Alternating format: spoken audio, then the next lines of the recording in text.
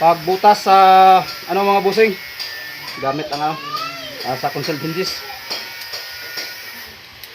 4 inches or 10 centimeter mula sa taas at sa baba.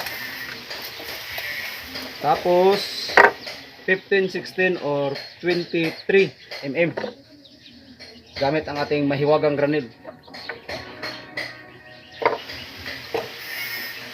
At syempre gamit ang ating Forstner bit at electric drill. Hindi na po ito mahiwaga.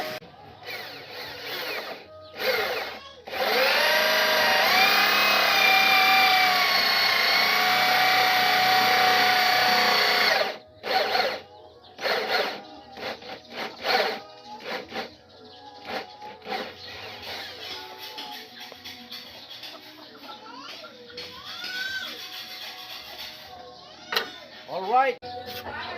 Itong guhit, niretso natin dahil magsisilbi na rin po yung guide.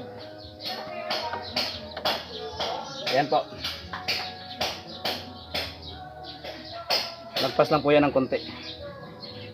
MM nyo na lang or mata-mata para pantay. Dapat ito palaging nasa gitna. Yan ang pole nya. Taas, yan pole pababa. Dapat ilagay rin sa gitna. At ito dapat sa gitna rin. Yan yung kanyang pole.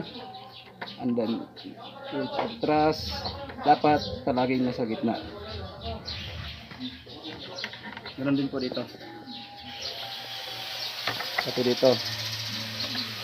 Okay.